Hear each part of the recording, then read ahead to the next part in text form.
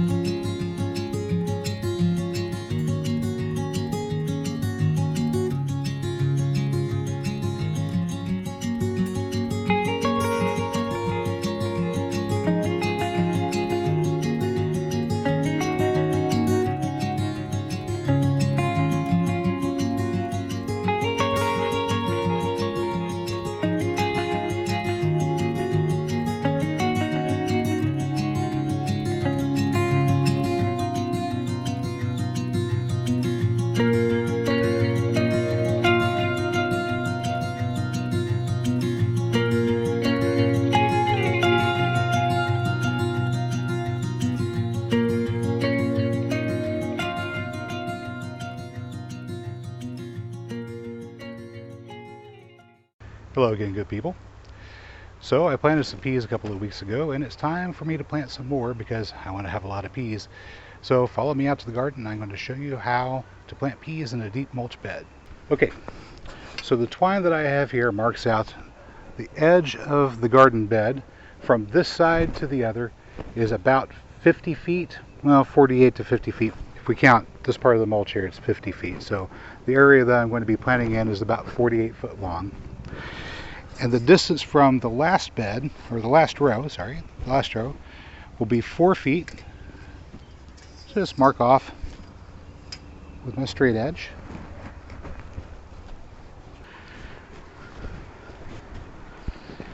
Once that area is marked off, just come by with the rake and pull the wood chips back.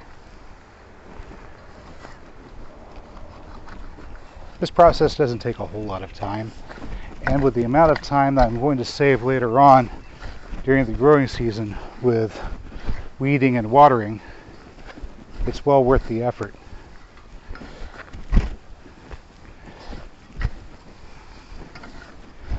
The material that I'm using is arborist wood chips. These are the result of tree trimming companies and private homeowners pruning and removing unwanted trees from their property, which they take out to the city green waste disposal site, where there is a tub grinder that grinds them up into this very, very fine material. It is mostly leaves, small twigs, and a little bit of wood. There's some wood scrap in there. But it's mostly fairly good compostable material. Some of this stuff is still green, and it'll continue to break down over the next few months. Now I have the place where the row is marked out. I'm going to take the rake, finish pulling the chips back to expose the layer of construction paper that's underneath.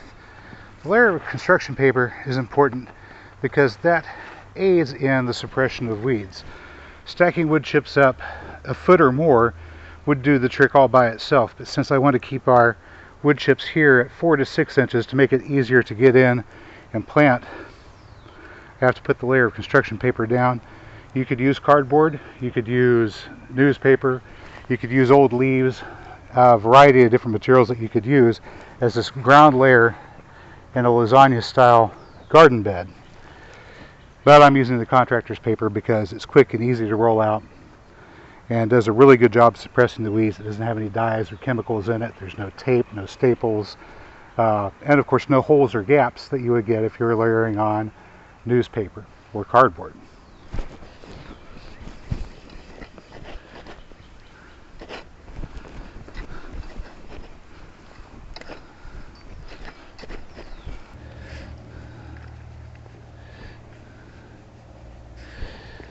But after a year, the earthworms working it, that clay and humus manure is this very fine, very crumbly, very rich, dark soil. There's still a clump or two of clay left in there. But this is very good stuff to go out into the garden.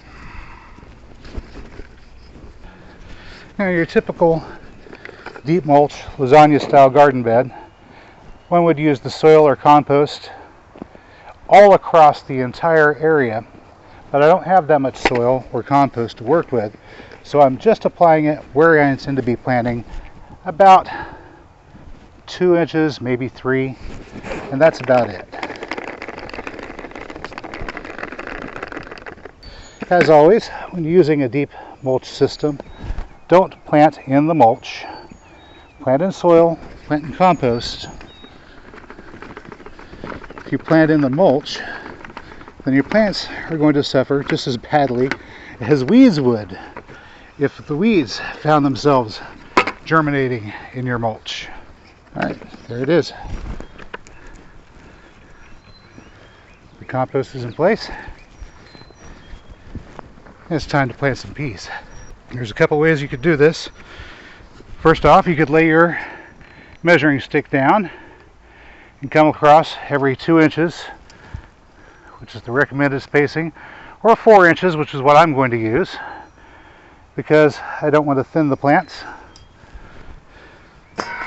Fortunately, this regular garden fork has tines that are spaced 2 inches apart, so all I'm going to do is push down to break through the contractor's paper, mark the hole, and proceed just like that. Since there's now a hole in the paper, there is a place where the roots of the pea can go to get down into the native soil. The tines of the fork are broad enough they mark where those holes are, so that whenever I come back to plant, I can find them very easily. Now that I have the holes marked, I'm going to go ahead and start putting in the peas.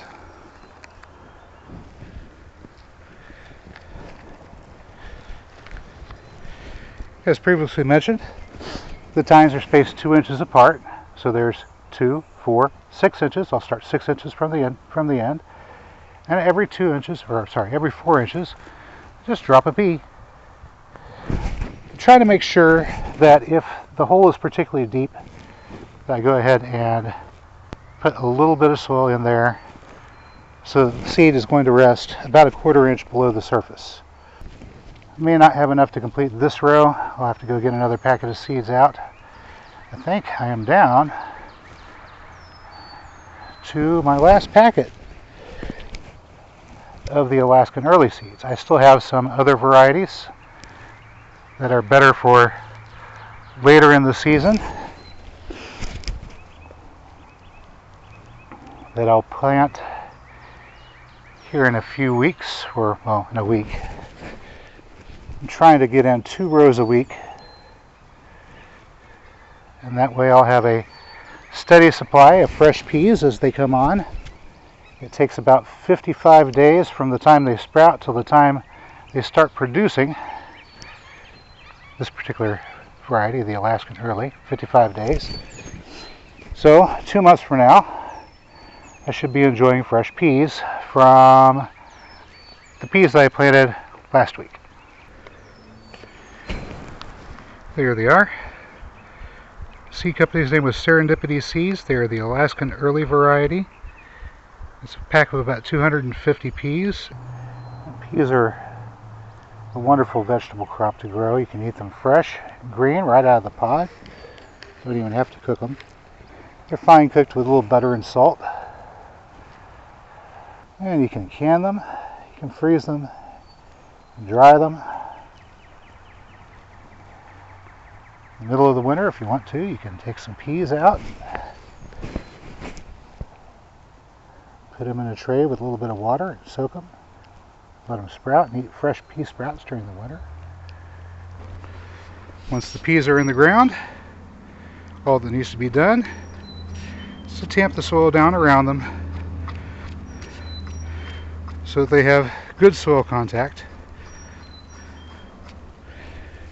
And occasionally, if one's poking through, you can just push it down with your fingertip.